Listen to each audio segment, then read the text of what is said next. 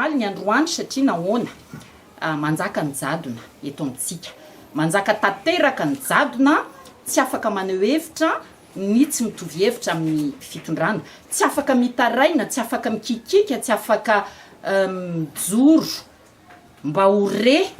ny vahoaka malagasy zay le hoe misy ny jadona zany amaliko ny nataony inga Rajaonary Mampianina omaly maraina rehefa niverina avy any amin'ny avy any ivelany izy de hoe mamety manelingela mety hiteraka korotana aleo azava ny resaka tsy misy fanoherana mijoro tena mijoro ara-dalàna eto Madagasikara ao anatin'ny antenimieram-pirenena raha araky ny nambarany haute cour constitutionnelle tamin'ny 17 septembre 2014 de hoe vondrona parlementaire tokony andray ny toerany tanohitra ao anatin'ny antenimiera ary io hevitry ny HCC tamin'ny 17 volana septembre 2014 io de milaza ihany koa fa ny opposition extra parlementaire dia bénéficier ny filazany azy ny liberté fondamentale voalaza ao anaty disposition constitutionnelle inona ny dikan'izany zahay tsy manana lapa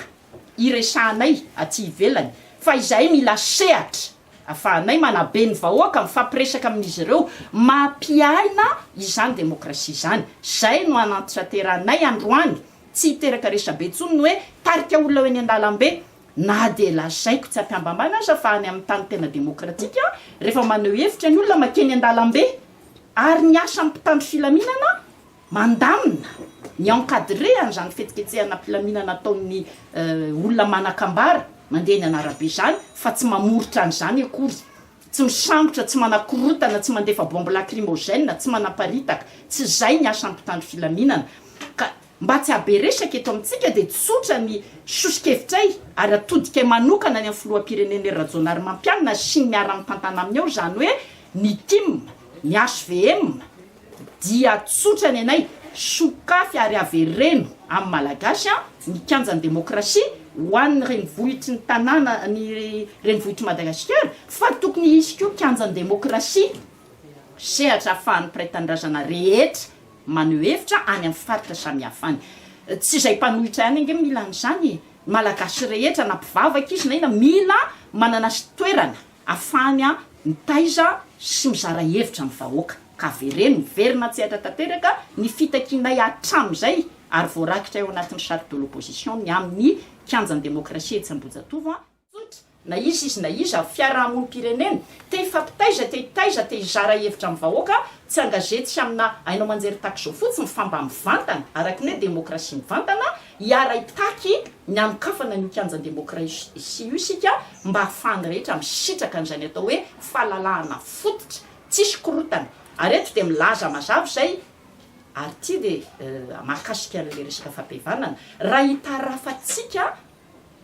ny fampihavanana ataon'ny FFKM amin'izao fotoana zao zay mandringa mandeha ila satria efa tsy otsony le filoham-pirenena roa ary mametraka fepetra ndraiky io ty amin'ny fanalalahana azy ny filoha Didier Ratsiraka de manontany teny zay hoe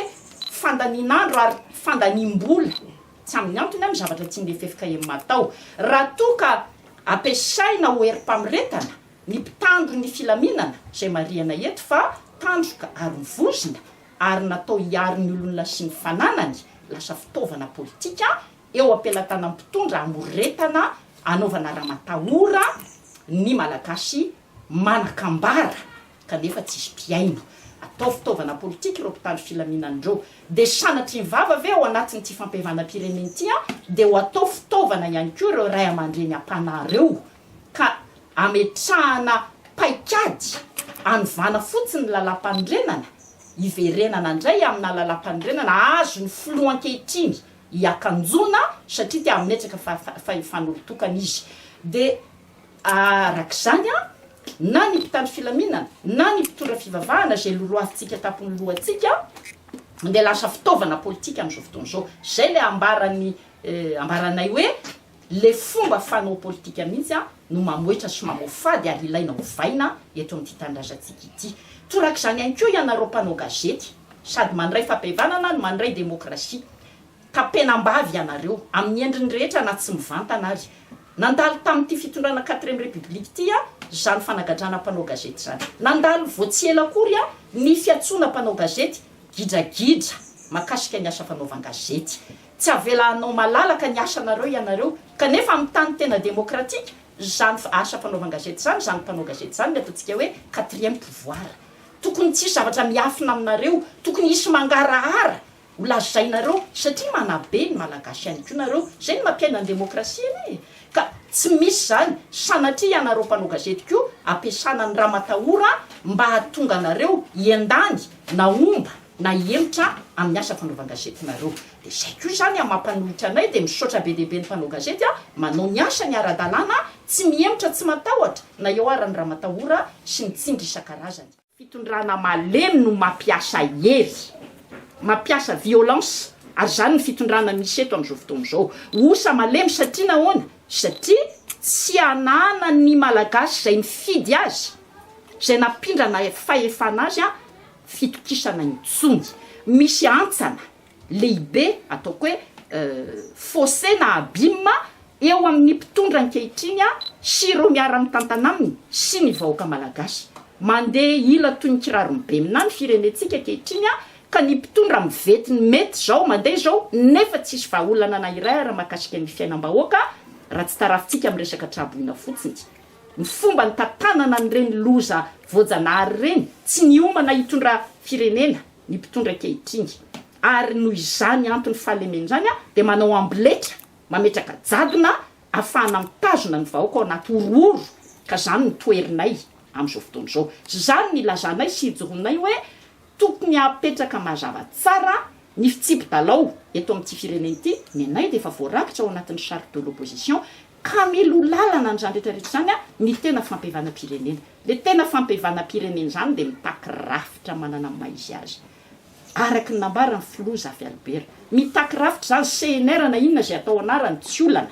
fa mila rafitra zany ary tsy tsabatsabahan'ny mpitondra ankehitriny mpitondra zay marianay tsy vonona andeha amin'izany fa mitady fotsiny anadiovatena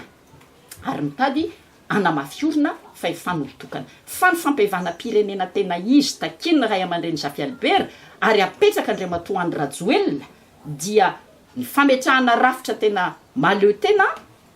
anatotosana zany fampievana-pirenena zany ary mipetraka amin'ny caution morale azy ny FFKM fa tsy izy ndray ny andeha hanao midina any amin'ny faritra fa any anaty fiangonana izy no manao an'izany fa asana rafitra manokana sy maefa ny fampievana-pirenena faharoa ny fanajana ny lalam-panorenana fanajana farafakely ny lalam-panorenana nanaovana fianianana io zany nge fototry ny olana ety raha vakitsika ny ao anatin'ny préambule ny lalam-panorenantsika io de zay ny crise miverimberina de vokatry ny tsy fanajana ny lalam-panorenana zay tonga eo de hikitika ny lalam-panorenana azahoany miakanjo azy zany zatra misy amin'izao fotoana izao ary ny tena fampievana-pirenena mifototra amin'izany fanajana ny fototra nananganantsika ny république fa efatra zany de mametraka mazava tsara ihany koa fa tsy mira tsy maty manota tsy mira velively fanadiovana ny malagasy de vonina amela eloka zay ny mamalagasy atsika fa reo olo reo tsisy miaiky eloka na iray azy aleo azava ny resaka ka